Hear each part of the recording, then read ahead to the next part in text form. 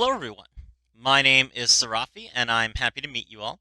Today, I'll be sitting down with one of my colleagues to discuss more Guild the Guru's content.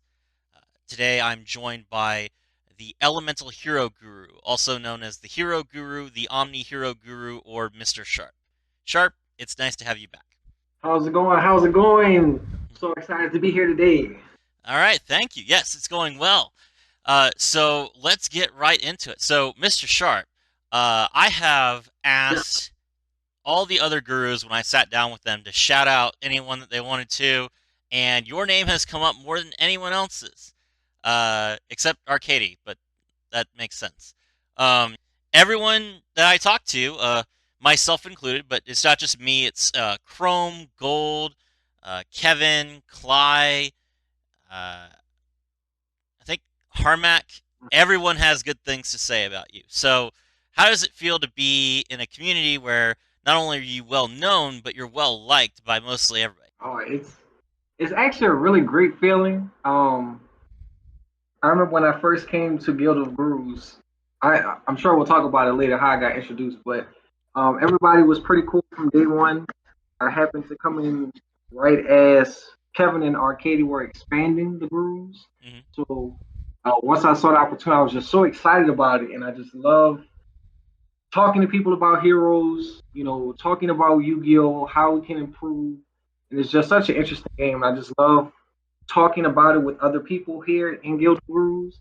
And it's such a great feeling that people like me, like I didn't realize or I didn't expect it to happen that way, but it's definitely a good feeling. I'm glad to hear that. Yeah, and I agree. I enjoy being a guru as well. Okay, so in addition to you yourself being popular, let's be honest here. We have cyber dragons, we have resonators, but those pale in comparison. The hero archetype is probably safe to say the most popular archetype that we take care of in this guild. So you have quite a lot of people who stop by Hero City and ask you questions on a relatively consistent basis. Um, Right. was it was it a contested position? Uh, were people? Did you feel like you were overstepping by getting such a popular archetype when you first joined? Mm, no, actually, I wouldn't say I was overstepping. Um, it's funny. Just recently, Arcady changed it to Hero Hmm. Group, but at first I had to pick just one of the heroes, so I went with Elemental Hero, of course. Um, so I don't feel like I was overstepping. I didn't feel like it'd be too much of a task because one, I'm proficient in all the heroes. I can do any combination of them. I can do any singular hero and make a deck out of it. So I'm very knowledgeable, and I think I proved that by participating in tournaments, by answering questions that people had. So, oh no, I didn't think I was overstepping. I was excited to take on the role. Man, that was like a huge celebration for me. Actually getting that role. It means a lot to me. Absolutely. All right. So, how did you learn about the Guild of Gurus? Okay, so this was 2021 that I found out about Guild Gurus. About late September, early October, I would say. Hmm. And so I was just on YouTube, just browsing around, and around that time I was getting more serious into Duel Links. Well, I was just like a random player. I'd buy whatever cards, whatever packs that I like, just because I like some certain cards in there, and I didn't really have a consistent build to it. Um, but then I saw Watt, I think it's Watt 007. He's a YouTuber, Hmm. and he's a friend of Kevin's, and he actually posted a link saying, "Hey guys, there's a tournament going on for one of my close friends. I will be participating, but he kind of put out an advertisement for people to join." And I was like, "Well, I just got into the meta. I built a Harpies deck. It was really really good. I'm like, man, I want to go try this out for a tournament." So I participated in the Guild of Gurus Discord. That was my first Discord server I ever joined, actually, because I've never used Discord before that, and that's how I got started. And I got started on their big tournament. All right. And So did you meet Kevin um, after you joined, or was did you just apply first and then you sort of met everyone else after you applied? Well, I had been in the server for probably I want to say 6 to 8 months before I even applied to be a guru specifically. Mm, Before I was just like playing the tournaments. I had my Harpies deck. Harpies got nerfed, and so that's when I started using heroes a lot more. And every time somebody had a question about heroes, I was just whoop, right there on the spot answering the questions. And I became cool with Kevin. I want to say it was Kevin Arcady, then Gold. We got really close. The main and everybody got pretty cool. So they were. I just kept seeing them talk about, hey, we have applications for people to apply to be gurus. I was like, well, let's try it out all right, because I love heroes so much. cool. Okay. So you mentioned that you've been playing in tournaments, but more recently, at least, you've been playing tournaments in a physical location. So what is it like to Hmm. play at locals or at regionals, and how is that different from playing online? Oh my god, it's like a way different experience. It's like it. I was. It's really like playing almost a totally different game because let's just say locals on a small scale, holding the cards in your hand and actually having to think about your combos, keep in mind what you can chain to, what you can't chain to.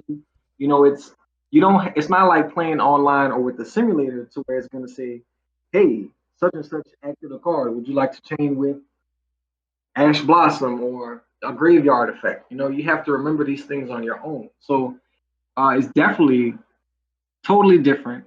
Then when you get even on a bigger scale like regionals, oh my god, it's like man, you're playing in a room with 180 something people in there. It's a lot of noise. You got to stay focused. So man, it's way different. I could be at home on Master Duel just in my own zone playing some music and not a care in the world. I'm just focused. But when you get in person, it's a very different experience, especially the larger the tournament is, the larger scale it is. So do you prefer playing in person, or do you prefer playing online? Mm, I really like both. I like both. I would probably say I prefer in person more. The biggest thing that kind of sucks is when you buy cards, you have to wait in the mail, and then there's all that time frame in which you're waiting for cards to come in, or if you're trying to trade with people, not everybody has it. Like when I came out here and I started playing in Costa Rica, man, you have no idea how hard it was to find Elemental Hero Shining Neo Swingman. Man, it was crazy. And I actually didn't get it until I played in the regional. So I had been out here 4 or 5 months and finally got that plus my other boss monsters. So I like both. It's just the time frame of waiting for cards or waiting to find a card. In real life that sucks. I could go on Master Duel and craft a card that I needed, but can't do that in real life, unfortunately. Yeah, but you're coming back to the states, right? So you'll be able to just place some orders Yes, and pick them all up while you're yes. here. Oh, absolutely, absolutely. I'm going to order my thrust package, my triple tactics talent, my droplets, all of that. I will have all that ready. All right, let's get down to brass tacks here. Uh, Heroes got top 32 recently, Yes, yes, yes. In the TCG, that's correct. and how did that make you feel? Oh my God, that was awesome, man. That was. Um, it's funny. I was actually in the card store. Um, I think the day of that tournament, so I actually got to see it as it was happening. I was like, "Whoa, that's crazy." Yeah. Um, So the last. for Mhm. everyone else who's listening, top 32 might not sound like much, but remember when we're talking about a tournament, like there's going to be people who are playing the same 5 decks over and over again who are hitting the top. So really, if you get a top 32, that means that your deck was like one of the top 10 archetypes in the tournament, and this game is 25 years old, so even if heroes are relatively competitive, they're still beating out tons of decks that don't see any play at all. This is a big accomplishment. Good. Correct. 100%.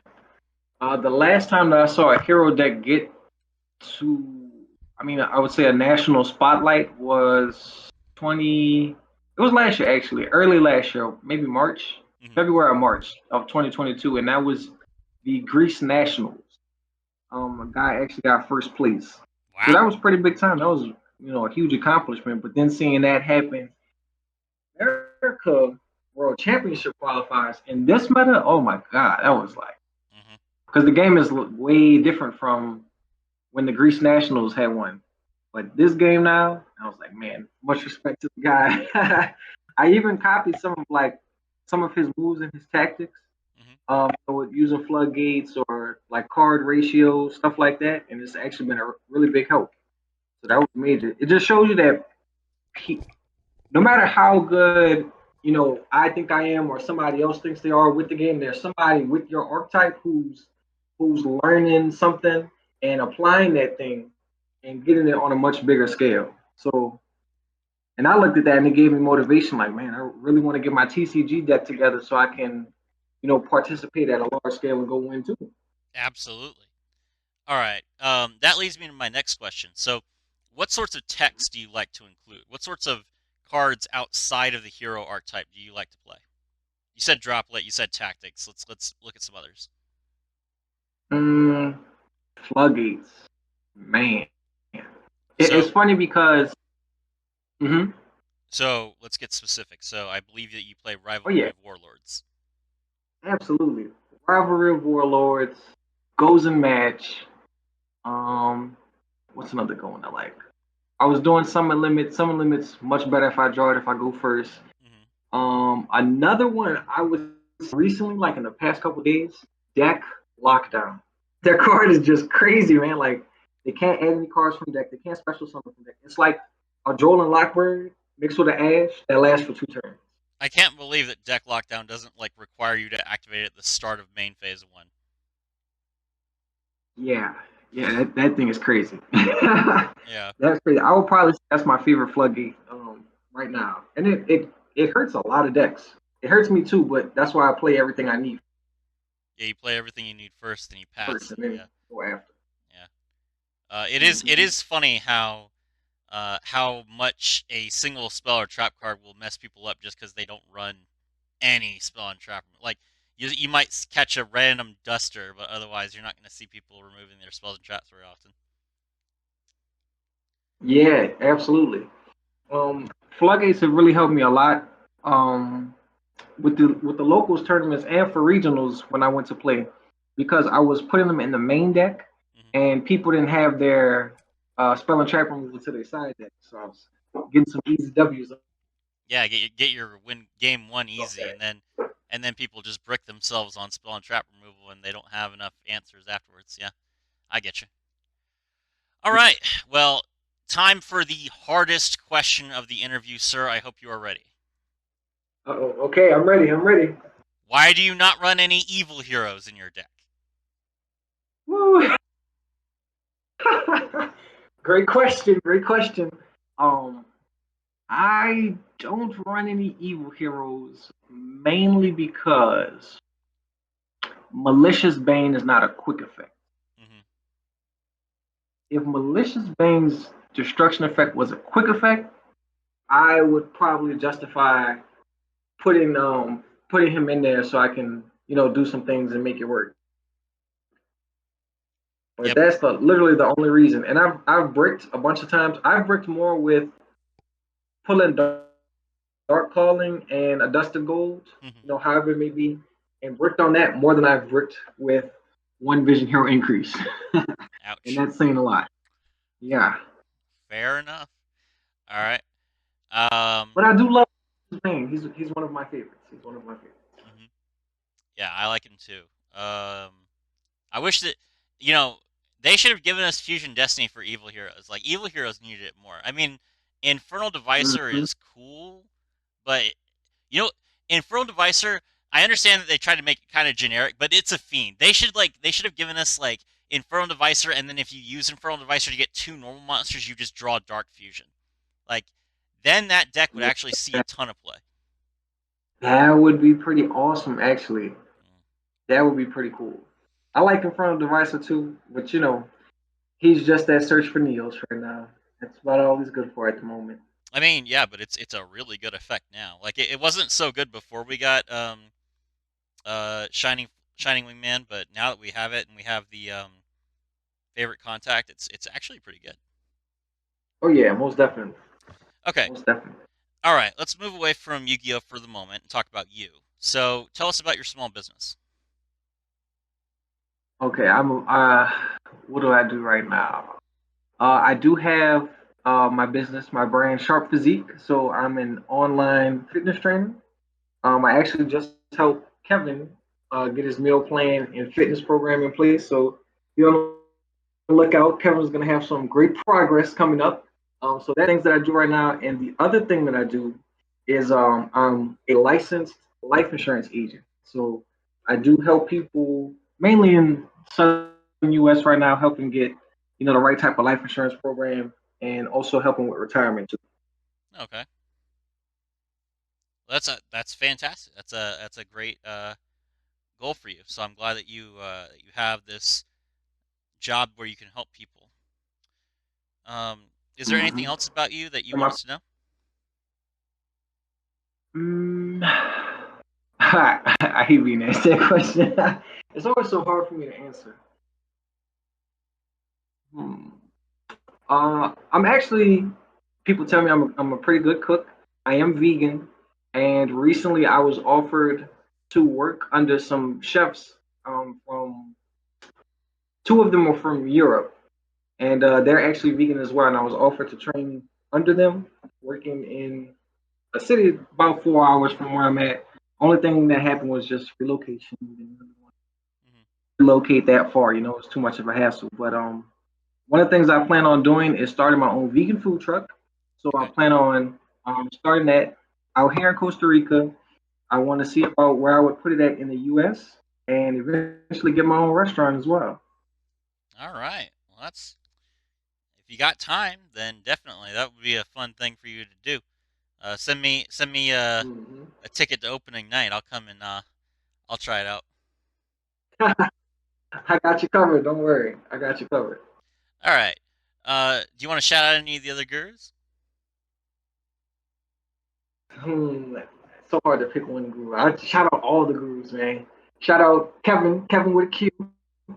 Um, and I really want to shout out Kevin Arcady, Pro, and the Man in particular Okay. because when I first became a guru, and Gold, when I first became a guru, all of those guys were like that was like our nucleus, I guess you could say.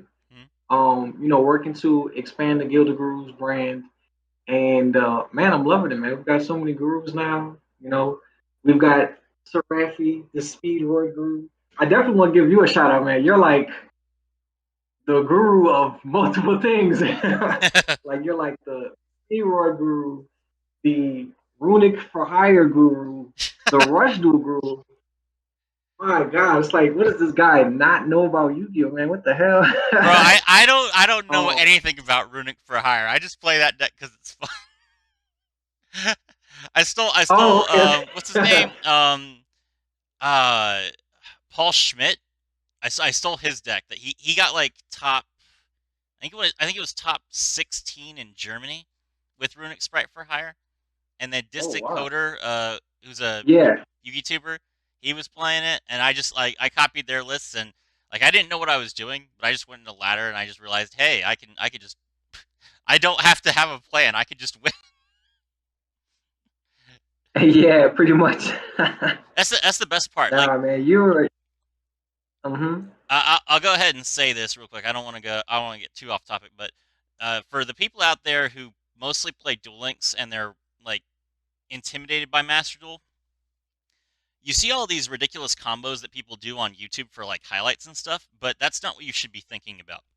If you want to play the real game, what you need to do is you need to practice with your deck to the point where it doesn't matter what you draw. Like Sharp, if Sharp has Stratos in his hand, right? He knows his line, but he doesn't care about the line because he looks at his cards and he makes the right decision in the moment. It's not a combo that you follow every single game, because when you commit to like memorizing a combo step by step, then you get tripped up by any hand trap along the way. If you know your cards, then you just can improvise on the fly. And it's a lot better. Yep, 100%. I definitely agree with that. That's one of those things, man. Practice makes perfect. It's kind of funny you mention that, not to get too off topic, but I actually taught one of the guys at the car shop when we did locals. He only speaks Spanish, so I taught him the straight hero combo while I'm in English and he knows Spanish, and I was able to teach him the combo line. But it's not working. It's not working. I said, well, you have to practice more. So that is very true. That's how you get better, is through practice. You don't speak Spanish? As far as gurus, I also fly. Say it again. I said you don't speak Spanish. You live in Costa Rica. Un poco, very little, very little. I understand it, but I need more practice, like thinking in Spanish and being much quicker with it. But I understand it a lot. Okay, well that's good. Yeah. For gurus. So I wanted to also. It's because I haven't spoken to him lately, but Clyde for sure. Hmm. Um, Clyde is definitely, he's very helpful man. I went to him for help for my TCG deck list because he knows he's all into the meta. Um, but he was a tremendous help as well, and he helped me a lot for my regionals deck list. So yes, those are the groups that I would shout out. I mean, shout out everybody, man. Like I really love what we got going on here. It's awesome. Yeah, I would agree with that. All right. Well, thank you so much for the time, Sharp. Everyone, this is Sharp. He has Hero City in the Guild of Gurus. Link is in the description, as well as the link to his YouTube channel. He is creating some excellent content. He's got memes. He's got replays. If you guys want to see collaborations between me and Sharp, leave a comment in the description below, or go to his channel and leave a comment on one of his videos. But I hope you guys all subscribe to Sharp and have a chance to talk to him, because really, he'll brighten your day. Absolutely, absolutely. Thank you again, Serafi. I love the interview. Y'all go subscribe, you guys. We got some new content coming. So definitely be on the lookout for that. All right, thank you. This is Serafi. I was thrilled to have you all with me.